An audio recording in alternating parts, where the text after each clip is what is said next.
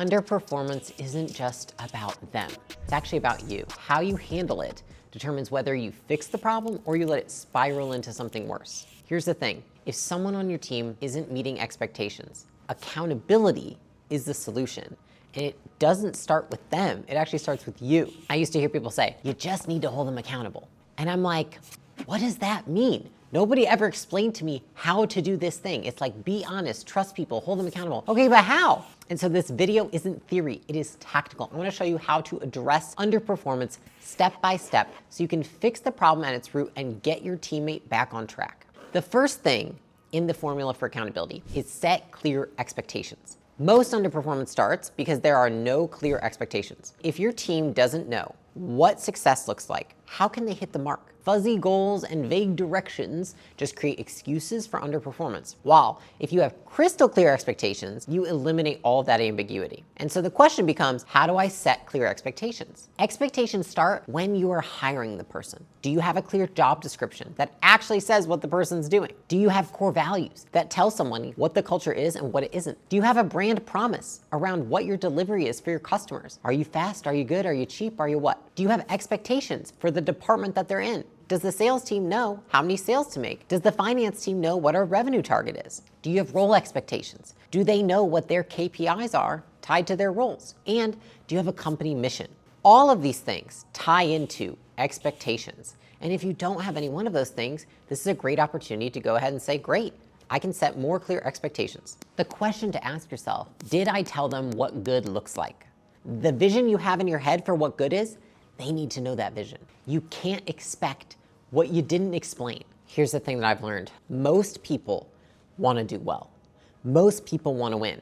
And most people want to feel good about themselves. Almost every time that I've had a teammate that's underperforming, it has been because expectations were not crystal clear. Even as of recently, I had someone on a team who was underperforming. And then I went to their boss. Their boss was saying, I'm not sure if this person's going to make it.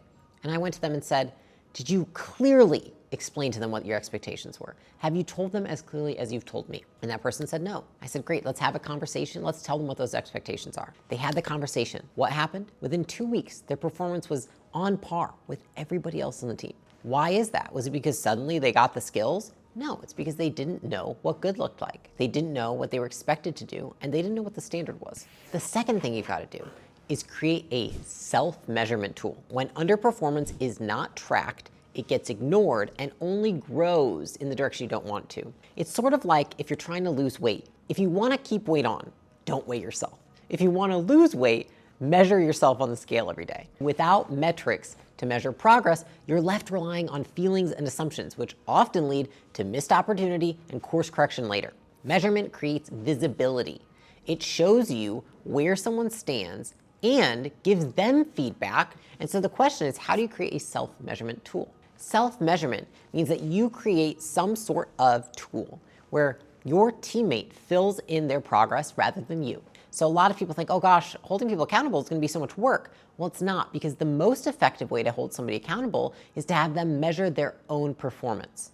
You can do this through having them fill out an end-of-week report, having them fill out a scorecard every day, having them fill out utilization metrics, having them follow KPIs that they have to fill out on a daily basis, or having them submit surveys. The most important thing is that they do the measuring, not you, because people who measure their own performance are 3 times more likely to take action to perform better. There was a study done, and it had a group of people during the holiday season. And what they did is they had one group of people who didn't weigh themselves, and they had another group of people who weighed themselves every day. Here's what happened. The group that didn't weigh themselves, they actually gained weight during the holidays. Now, what happened to the group that did weigh themselves? They lost weight during the holidays. These people did not go on a diet. They didn't go on a meal plan. They didn't work out. They didn't change nothing. They were just conscious of their weight. The same goes for performance. If you simply measure something, it almost always goes in the direction you want it to.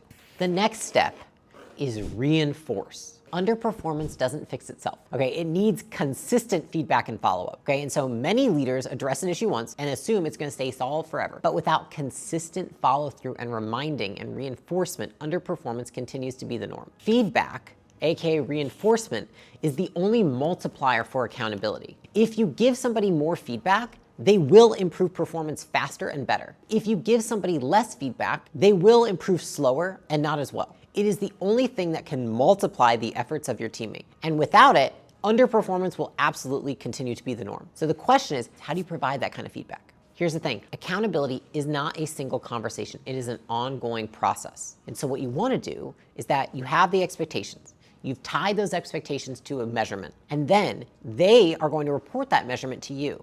What you do next is called feedback. Telling them if they're at an 8 out of 10, how do you get to a 10? If they're at a 6 out of 10, how do you get to a 10? What are the tactical steps to get there? And calling out their wins when they've made progress. Just because they're not a 10 doesn't mean that you say you suck. It means that you can still congratulate them for being a 6 because yesterday they were a 5. Reward them for progress, not perfection. Reinforce the fact that they're going in the right direction. And remind them of the steps to get to a 10 if they're not there yet. You have expectations, and then you have performance. Accountability is the glue that brings those two together. Underperformance is a symptom of low accountability. If you fix accountability, you fix the problem. And it's not about micromanaging, it's not about being harsh. It's about creating clarity, measuring progress, and consistently giving feedback. That's it. And remember this, the culture of accountability starts with you. Be the example, set the standard, and watch how your team transforms. This is a part of a new series where I'm going to share tactical advice on leadership and business fundamentals. If you want more like this, or you like this format, let me know in the comments and let me know if you've got specific topics or challenges that you want me to address.